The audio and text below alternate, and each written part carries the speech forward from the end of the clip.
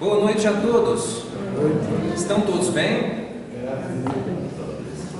Que bom, eu também, graças a Deus. Vamos estudar mais um pouquinho então, compreender um pouquinho mais o Evangelho de Jesus, certo? Porque é buscando a espiritualidade que devagarzinho nós vamos conseguindo nos acertar no dia a dia, nas nossas atribulações.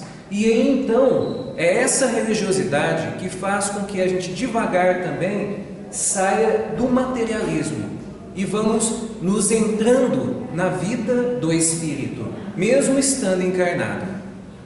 Hoje nós vamos trabalhar o capítulo Fora da Caridade não há salvação, capítulo 5,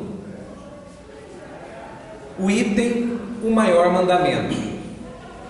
Mas os fariseus, tendo sabido que ele tapara a boca aos saduceus, reuniram-se, e um deles, que era doutor da lei, veio lhe fazer esta pergunta para o tentar: Mestre, qual é o maior mandamento da lei?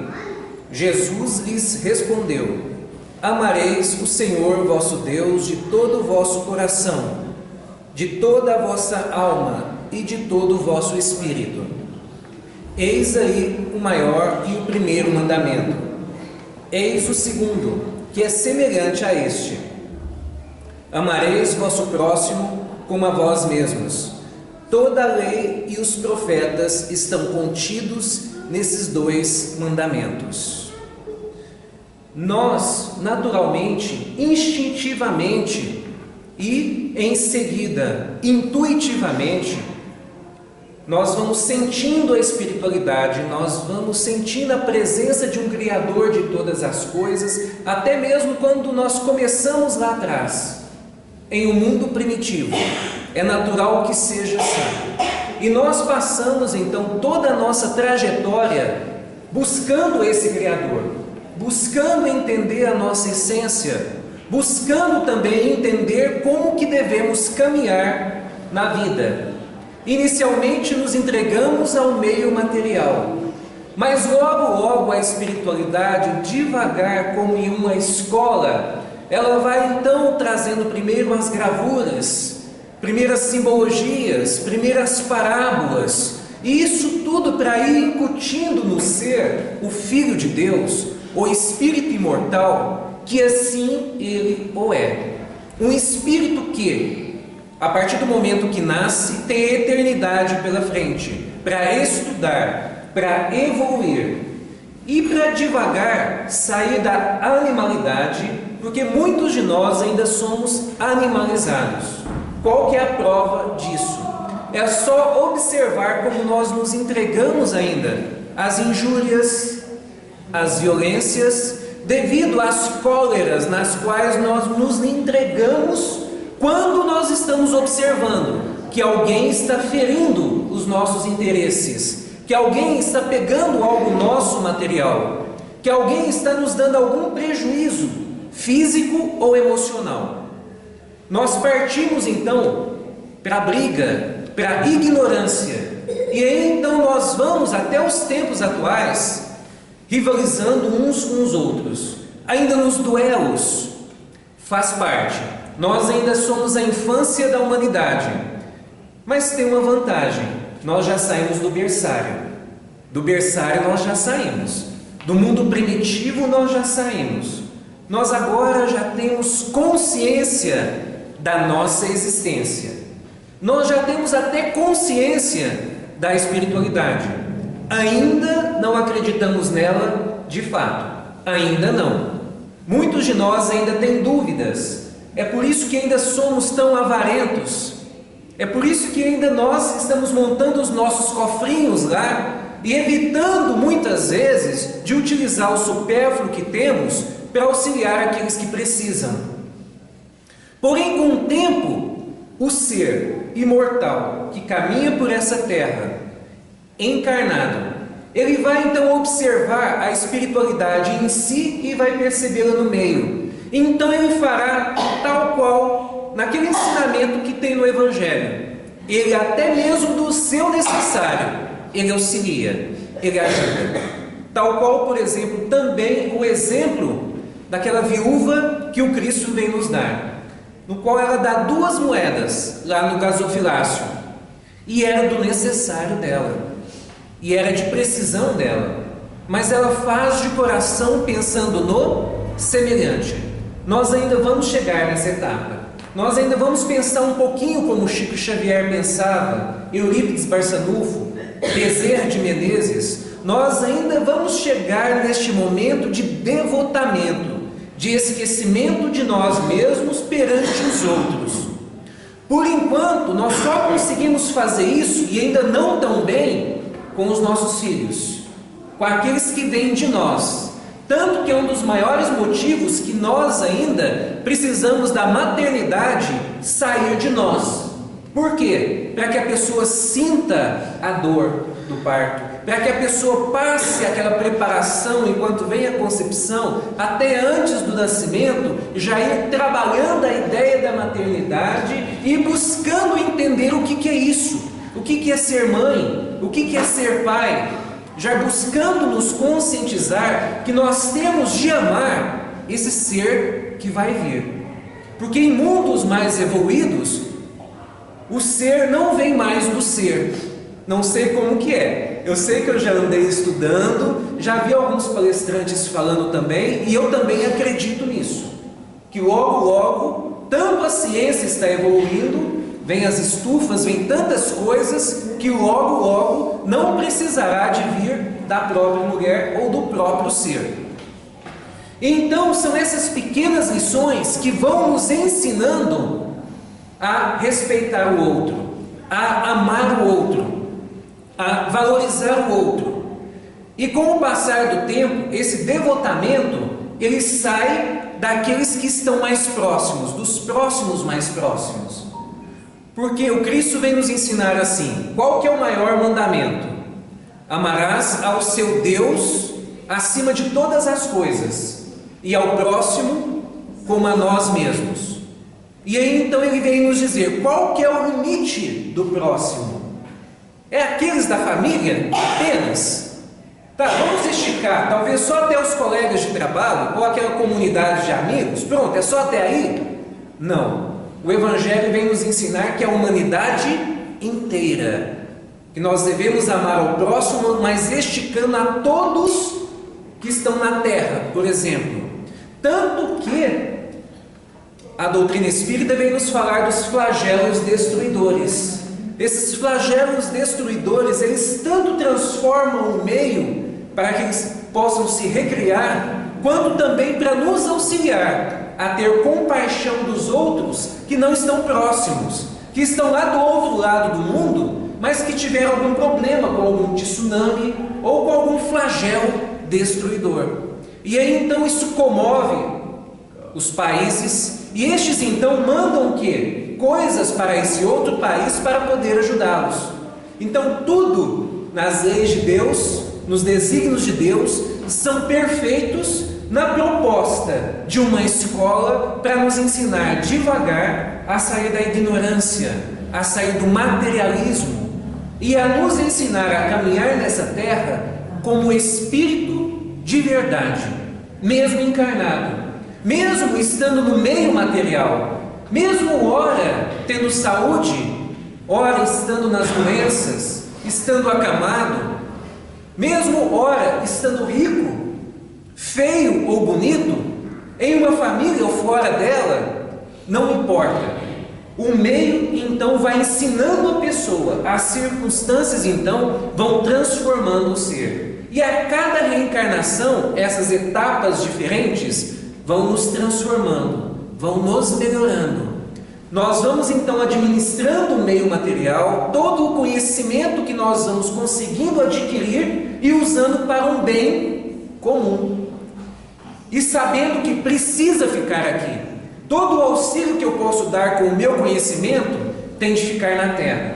Todo o auxílio que eu posso dar com o meio material que eu tenho, com os bens materiais que eu tenho, com empresas, com a minha profissão, tudo que eu posso auxiliar materialmente, tem de ficar aqui.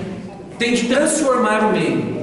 E esse ser, então, depois que ele passa por todas essas fases, que ele vai se espiritualizando, ele vai também se desapegando. Hoje nós temos a mania de dizer: é minha empresa, é meu filho, é meu esposo, é minha esposa, é meu, é isso, é aquilo. Nós não fazemos isso? Apaixonados ainda que somos, de tão apegados às coisas do mundo, com o tempo então nós estaremos aqui, teremos um carinho enorme por todos aqui, porém ao desencarnar o carinho se manterá, mas o apego não. E aí então o ser vai observando que amar não dói, que o ser pode amar à vontade uns aos outros, independente se este está junto com a gente, ou se ele vai se afastar, ou se ele vai para o outro lado do planeta, ou se ele quer separar, ou se os filhos querem constituir as suas vidas e irem para outras cidades, independente. A espiritualidade, essa religiosidade que nós estamos trabalhando, que é a doutrina espírita, vai fazendo com que nós nos conscientizemos devagar de tudo isso que eu acabei de dizer agora. E neste mesmo capítulo, vem nos falar também de uma coisa que muitos de nós ainda fazemos. Como eu disse, muitos de nós só nos atentamos aos próximos mais próximos. E os que estão afastados?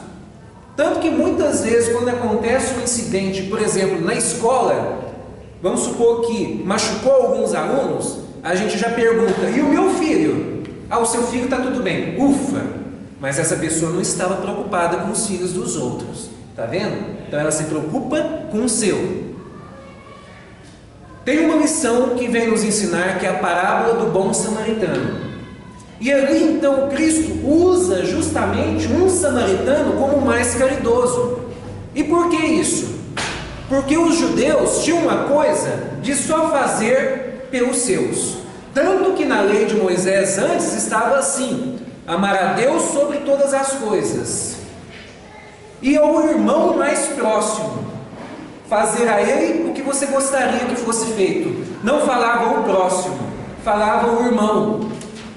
E aí então o Cristo vem devagarzinho mudar isso e estender isso para todos. Então, na parábola vem nos dizer assim: um sacerdote então estava caminhando com o seu cavalo e passa então por um homem que estava desacordado. Este homem havia saído de Jerusalém para Jericó e foi assaltado e deixado para morrer. E o sacerdote o observa, porém ele tenta reconhecer, porque ele estava meio desfigurado. Não reconhece um judeu ali. Então o que ele faz? Ele passa de largo e vai embora. Vem um levita também, que são ajudantes dos sacerdotes, observa também para ver se é um judeu, se é um dos seus. Não reconhece, então ele prefere não se arriscar e vai embora. Mas então aí vem um samaritano tido como herege por Jerusalém, pois é justamente ele no qual o Cristo está contando a história, esta parábola, para um doutor da lei. E vem falar para esse doutor da lei que quem se aproximou, teve coragem e teve piedade, foi justamente um samaritano, justamente quem os judeus mais odeiam. E esse samaritano então vai, ajuda aquele que estava caído, não quer saber quem é, não quer saber se tem dinheiro ou se não tem, não quer saber as dificuldades que passa, se está adoentado, não está preocupado com isso. A sua preocupação é: precisa de ajuda? Então tá bom, eu vou ajudar, o que for preciso. Então ele ajuda, limpa as tuas feridas, coloca na sua cavalaria, ainda leva para uma estalagem, paga pelos cuidados deste, ainda diz para o dono da estalagem: olha, se porventura precisar de mais alguma coisa, eu volto aqui e lhe pago. E aí então o Cristo pergunta para o doutor da lei, que só se preocupava em ajudar os judeus: quem ali que era o próximo? Porém o doutor da lei acredita que o próximo dele era quem estava caído. E aí então Cristo diz assim, que o próximo era o samaritano. Quem que estava próximo de quem estava caído? Aí o doutor da lei, para não falar ao samaritano, como muitos de nós não falamos os nomes daqueles nos quais nós não queremos ajudar, e aí então o doutor da lei fala assim: aquele que se apiedou de quem estava caído, no caso, o samaritano. Por que essas lições do Cristo, essas histórias que muitos de nós ainda não entendem? São histórias que vêm devagar fazer com que entendamos: todos os que estão à nossa volta são nossos semelhantes, são nossos irmãos, e que nós devemos aproximar deles para fazer algum bem. Essa é a moeda que nós devemos trabalhar nessa terra para evoluir espiritualmente.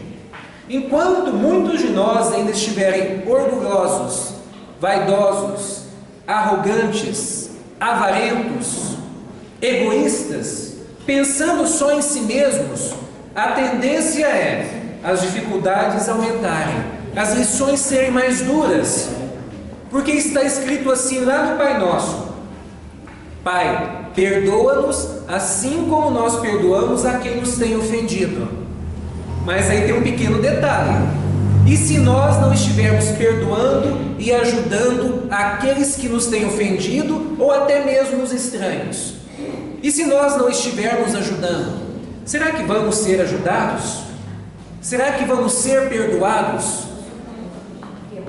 Pode ser que uma vez ou outra, para que entendamos o que é compaixão, para que entendamos o que é sentir então a benevolência dos outros. Porque nós só aprendemos de verdade o bem quando nós vemos o outro fazer, quando nós vemos um exemplo.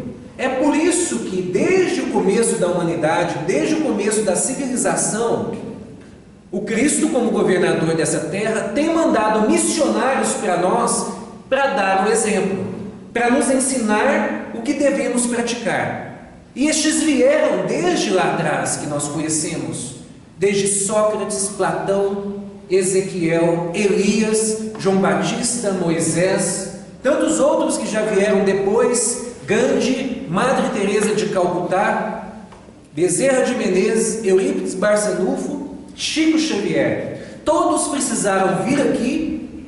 Não podemos esquecer que o próprio governador do planeta também veio, em espírito e verdade, pôr a mão na massa, nos ensinar exatamente como deve fazer. Por isso que ele vem repetir para nós: que seja a sua oração o meu caminhar. Quer dizer, igual ele caminhou lá atrás, auxiliando, educando, alimentando, ajudando, curando, é o que nós devemos fazer também nos tempos atuais. Lá no Livro dos Espíritos vem nos dizer sobre a adoração interior e exterior. A maior adoração que nós podemos fazer no tempo atual, e nós sabemos disso, não é mais aquela adoração exterior que muitos de nós fazíamos perante cultos, perante imagens, perante orações em outras línguas que nós não entendíamos. Hoje nós sabemos que a oração exterior que nos é pedido é sim nos adentrar às casas de oração, mas sem adorar imagens, mas escutar o Evangelho, receber o auxílio da espiritualidade, o tratamento da espiritualidade, e aí então observar o que o Evangelho vem nos dizer. Ele vem nos ensinar a teoria e vem nos chamar para a prática no dia a dia, porque também está escrito aqui nesse ensinamento, no qual muito tempo atrás dizia assim: fora da igreja não há salvação. Eu vou lhes dizer que, na realidade, a salvação está lá fora. A salvação é aquela praticada lá fora, fora das casas religiosas, porque a gente vem nas casas religiosas para escutar o Evangelho e receber o auxílio da espiritualidade, por um momento, uma vez na semana, vamos dizer assim, basta. O resto é lá fora. O resto é convivendo com as nossas famílias, praticando o que escutamos do Evangelho aqui. O resto é lá fora, em nossos trabalhos, buscando nos edificar, buscando trazer a dignidade para todos nós, para as nossas esposas, nossos esposos, nossos filhos, nossos entes queridos que estão por nós, e ao mesmo tempo entender: o trabalho nos dignifica, porém também dignifica aqueles nos quais nós atendemos. Porque o que dita o nosso caráter é como nós atendemos os outros, é como nós cuidamos dos outros. Se a pessoa respeita o outro, ama o outro, auxilia o outro, alimenta o outro, pensa nos interesses do outro, na sua casa ou no seu trabalho, sejam clientes, sejam pacientes, sejam colegas de trabalho, se ele faz isso, esquece de si e auxilia o outro, esse tem caráter, esse tem moral, esse se aproxima das leis de Deus, esse busca ter bom senso e discernimento, esse busca ter ética. Mas e aqueles que estão na sua família e abusam desta, não trabalham, mas ficam por conta da sua família? Mas e esses outros então que, quando trabalham, não valorizam o seu trabalho, não respeitam os seus colegas de trabalho, não respeitam a empresa na qual está lhe dando emprego? E esses outros que estão então nas ruas, que não querem saber de ter dignidade, e que se drogam, e que roubam, levam vantagem em cima dos outros? Por aí então, da forma como o ser age, nós sabemos exatamente qual é a índole desse ser. Se ele só pensa em levar vantagem, então provavelmente estarão levando vantagem em cima dele também. Ação e reação. É dessa maneira que acontece. É dessa maneira que a doutrina espírita vem nos ensinar e vem nos dizer que funciona assim. Então não tem como fugir disso. Por isso que Paulo vem nos dizer assim: mesmo que eu falasse a língua dos anjos e a língua dos homens, sem caridade, eu não sou nada. Eu sou um sino lá que só fica fazendo barulho, só isso.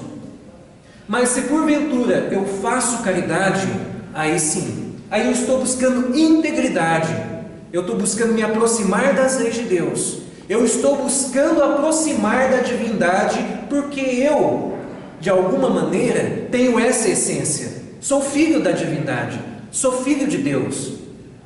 O Cristo não vem nos dizer assim: olha, creiam em Deus, nosso Criador de todas as coisas, que estejamos a negócios do Pai.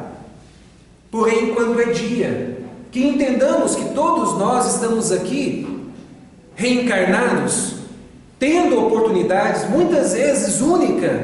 Por quê? Para reencarnar aqui na Terra não é tão fácil assim como muitos de nós acreditamos. Para reencarnar em um planeta como esse, nós temos de pegar uma fila.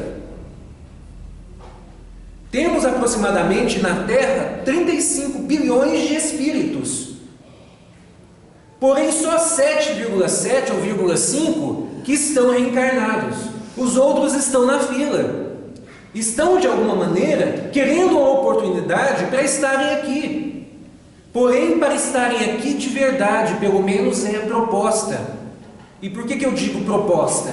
Porque nós, quando estávamos lá, nós também propomos que viríamos aqui na Terra e que estaríamos aqui de verdade.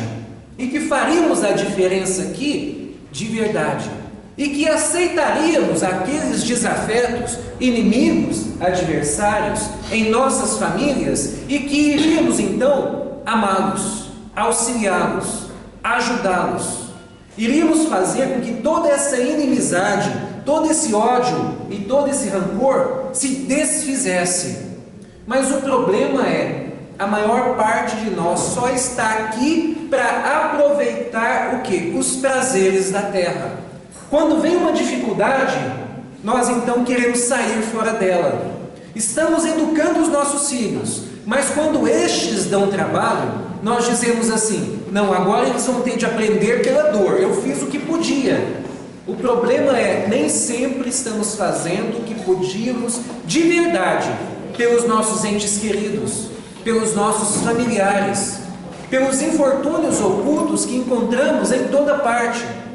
Nem sempre estamos fazendo isso. E por que não estamos? Não estamos porque ainda não estamos entendendo a mensagem. Que o Evangelho vem nos trazer, e a mensagem é uma só: fora da caridade não há salvação. Fora do auxílio uns para com os outros, não há salvação.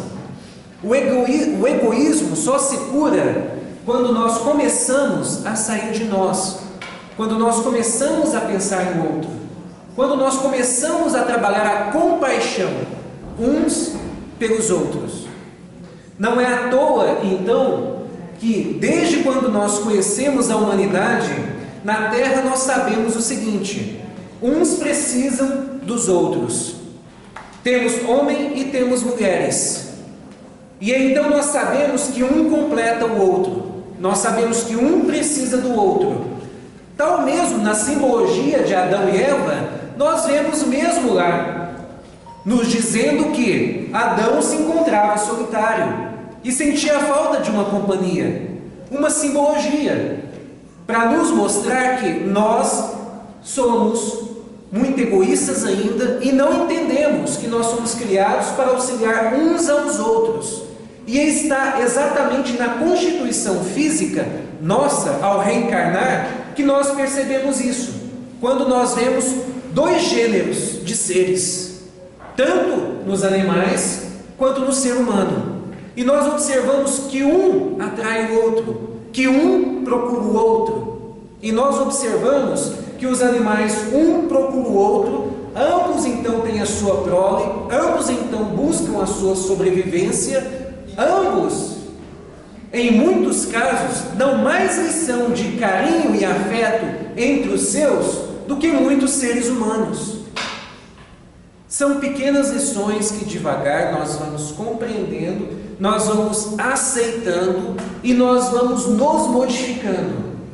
Nós vamos compreendendo então que a verdadeira felicidade, ela foge das sensações do mundo, ela foge dos prazeres do mundo, foge da sexualidade do mundo, foge da sensualidade do mundo, foge dos prazeres materiais que todos nós buscamos, foge de tudo isso. Ela se concentra na dedicação, no carinho, atenção e cuidados que temos uns para com os outros. É o que a espiritualidade está buscando nos acordar desde lá atrás. Para dar seguimento,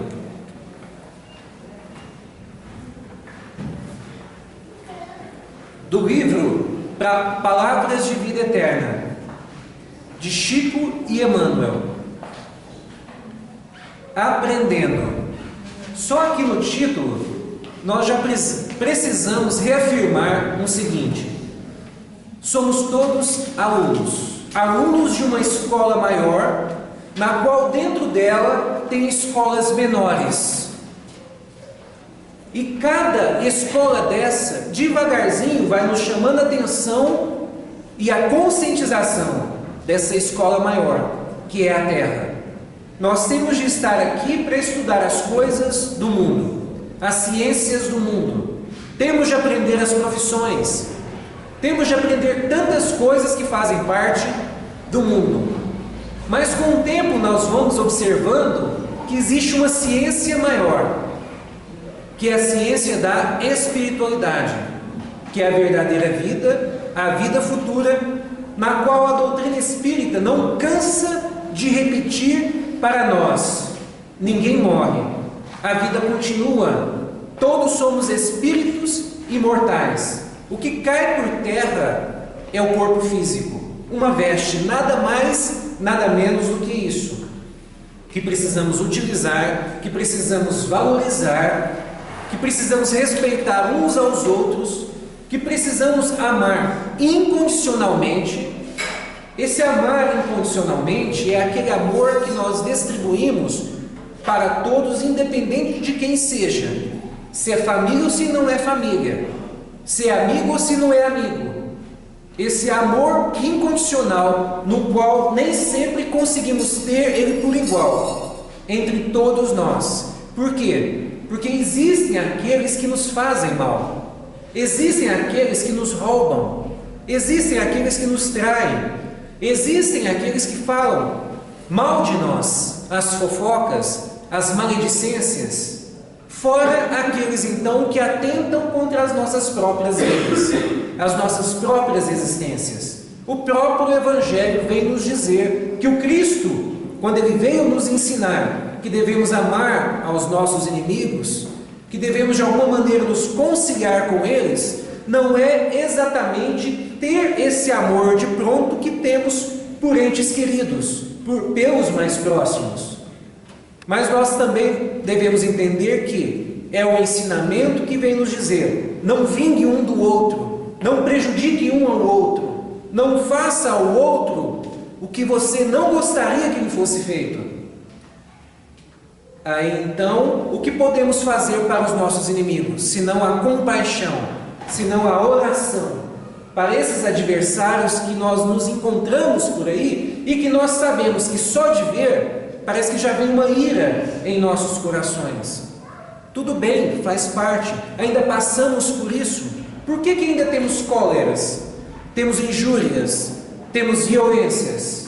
Por causa dos interesses da terra. Porque se não tivesse as coisas da terra, para nós nos interessarmos e nos apegarmos, ninguém brigaria um para com o outro. Ninguém buscaria brigas um para com o outro. Mas ainda buscamos por causa dessa falta de entendimento. As coisas do mundo são instrumentos, são ferramentas, são recursos que nós devemos utilizar para nos auxiliar na nossa evolução espiritual. Nós precisamos trabalhar, nós precisamos de dinheiro, nós precisamos ter uma casa, nós precisamos ter condução, nós precisamos ter um dinheiro guardado para a faculdade de nossos filhos, por exemplo. Nós precisamos ter uma previdência para nós mesmos. Então, com o tempo, nós vamos observando, precisamos de todo o meio material, precisamos de todas as coisas materiais para nos auxiliar, mas que nós não tenhamos carinho e afeto em demasia por isso, porque carinho e afeto nós temos por pessoas, por entes queridos, mas muitos confundem isso, valorizam mais o que? As coisas materiais, e muitos até desfazem de seus pais. Quantos pais que não estão aí nos asilos, abandonados? Quantos avózinhos que não estão aí, abandonados? E por que estão abandonados? Porque os filhos não querem saber, querem cuidar da sua vida material, querem administrar os bens dos seus pais. Porque os netos também não querem saber. Por que não querem saber? Seguem o exemplo dos pais, dos filhos que não vão cuidar de seus pais, então os netos, vendo isso, seguem o exemplo. Não sei se ficou claro, porque eu falei muito de filho e de pais, né? E depois repeti o termo pai. É mais ou menos assim. Existem esses senhores e senhoras que se encontram nos asilos, ou até mesmo em suas casas, abandonados por seus próprios filhos. Muitos destes, então, dão um jeito de afastar os seus pais dos bens materiais para administrá-los egoisticamente. E aí então colocam seus pais nos asilos. E estes filhos, então, que colocaram seus pais nos asilos, têm os filhinhos, não tem? E os filhinhos estão vendo o que eles estão fazendo com os seus avós. Estão vendo que estão colocando os seus avós em locais para serem abandonados. Então, olha só, tem até uma música, que eu não me lembro o título dessa música, na qual a esposa não estava gostando do pai do seu marido mais lá na casa, porque esse estava dando trabalho. Então, o marido dessa mulher pega um pedaço de couro e entrega então para o seu pai velhinho, para que ele pudesse se cobrir em algum lugar no qual ele fosse estar. O filho dele estava vendo isso, o neto. E o neto então o que faz? Chega até o seu pai e pede um pedaço do couro. E aí o pai deste pergunta: por que você quer um pedaço do couro? Aí o filhinho diz assim: é porque você está dando para o meu avô, para ele ir embora de casa e ele poder se cobrir com esse couro. Então é o seguinte, eu vou crescer, eu vou me casar, e se depois, porventura, a gente não se ajustar, eu tenho um pedaço do couro para poder lhe dar. Está vendo? Os filhos veem isso. É por isso que os netos hoje também têm o coração frio. Por quê? Veem os seus pais maltratando os seus avós, abandonando os seus avós. Tomai-vos, pois, praticantes da palavra, e não somente ouvintes, enganando a vós mesmos. Cada vez que as circunstâncias te induzam a ouvir as verdades do Evangelho, não admitas que o acaso esteja presidindo a semelhantes eventos. Forças ocultas estarão acionando a oportunidade, a fim de que te informes quanto ao teu próprio caminho. Olha só, todo este movimento em casas como essa de oração, principalmente da doutrina espírita e também de todas as outras religiões que buscam o cristianismo, é a espiritualidade buscando então, como aqui diz, as forças ocultas, buscando nos auxiliar a alavancar a caridade em nossas vidas, a alavancar o auxílio aos nossos semelhantes, a alavancar o desejo de trabalhar, de produzir, de se dignificar. Essas forças ocultas estão dentro dessa casa, estão lá no passe. Foram elas que nos trouxeram essas literaturas que estão em livros. Essas forças ocultas também estão em nossas casas, também estão em nossos trabalhos. Caminham junto conosco, nos orientando e nos guiando.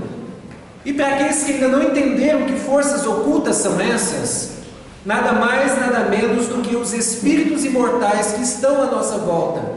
Tanto os bons, que nos induzem ao bom caminho, que nos induzem ao trabalho, que nos induzem à dignificação do ser, que nos induzem a sermos bons uns com os outros.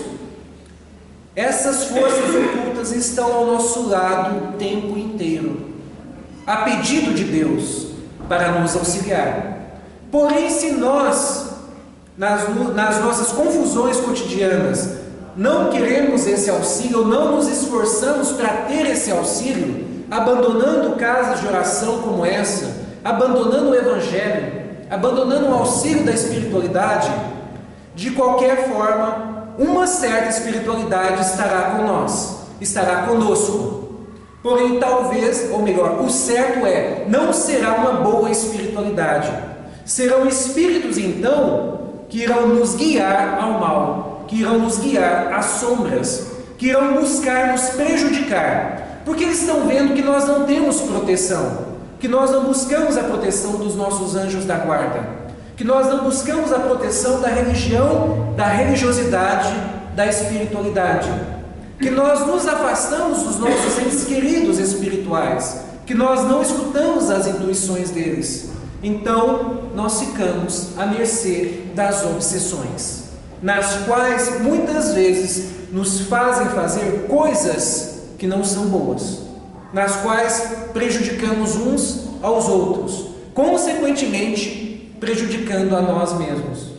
Então, a chamada que esse item deste livro vem nos dizer é que nós temos ao nosso lado uma espécie de acervo espiritual benigno, que está para nos auxiliar e que nós podemos escolhê-lo, assim como nós escolhemos lá o GPS para nos ajudar, no qual nós buscamos aquela trilha que é segura.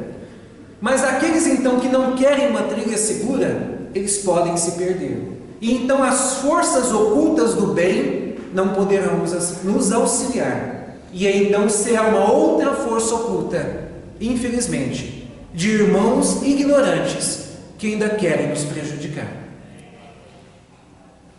Não te faças, pois, desatento, porquanto a breve espaço será naturalmente chamado pela vida para testemunhar. Todos nós, ao reencarnar, nós estamos aqui para testemunhar aquilo que nós já combinamos lá atrás.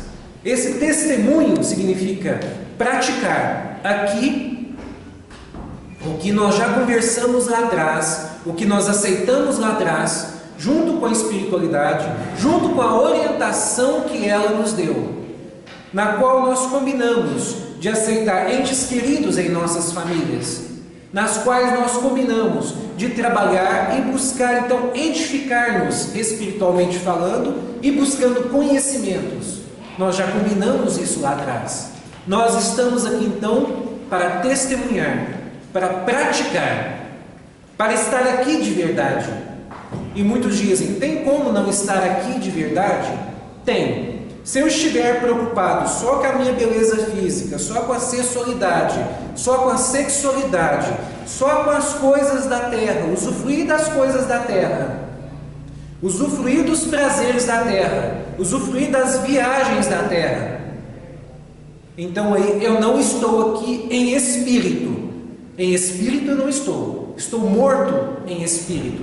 Estou agindo simplesmente como um animal pastando por essas terras, buscando só as coisas da terra, só os campos materiais da terra. O que vive em espírito de verdade é aquele que até usufrui um pouco de tudo isso que nós aqui na terra temos para caminhar, temos para usufruir os bens materiais. Podemos usufruir, podemos ter um relativo conforto, mas sem exageros, sem abusar do supérfluo, onde que muitos de nós abusamos. Viver em espírito é acreditar em Deus, é aproximar das leis de Deus, é entender que estamos aqui uns pelos outros, é fazer a nossa parte para com os nossos filhos, cônjuges, trabalho e para aqueles que vêm até nós, e para aqueles também nos quais nós sabemos que nós devemos buscar, para devagar deixar essa coisa de adversário de lado, para deixar essa coisa de inimigo de lado, para deixar essas coisas de injúrias e violências de lado. Acadêmicos de medicina ouvem lições para curar os doentes ou auxiliá-los. Estudantes de engenharia escutam ensinamentos para que o apliquem à técnica das construções no plano terrestre. Contabilistas gastam tempo de modo a garantirem a sustentação do comércio. Na arte de fazer contas, tecelões assimilam princípios em torno de certas máquinas para atenderem oportunamente a indústria do frio. Qualquer estudo nobre é aquisição inapreciável. Não, mas se mora estanque na alma de quem aprende, assemelha-se a pão escondido aos que choram de fome. Ouvir, sim, os preceitos da espiritualidade superior, mas agir segundo nos orientam, porque se sabemos e não fazemos o que o bem nos ensina, melhor fora não saber, para não sermos tributados com taxas de maior sofrimento, nas grades da culpa. O que quer dizer? Nós estamos aqui para fazer o bem de alguma maneira, aproveitar todas as oportunidades, porém sempre tem aqueles que dizem assim, eu não faço mal, mas eu também não quero conviver com as pessoas, eu quero deixar elas para lá. Este então não deixa de fazer o mal. Por quê? Porque está se ausentando de fazer um bem. Poderia estar ajudando alguém, poderia estar alimentando alguém, poderia estar dando trabalho para alguém, poderia estar curando alguém, poderia estar visitando alguém na prisão, mas não, ele prefere se ausentar. Ele prefere se ausentar do trabalho que todos nós temos aqui para fazer, que é o de sermos cristãos, de sermos filhos de Deus e, ainda mais importante, de sermos irmãos. O próprio nome já diz, pelo menos nós nos conhecemos assim nas nossas famílias. Um irmão não tem de estar pelo outro? Teoricamente não é isso? Na prática também precisa ser, principalmente na prática. Um abraço a todos.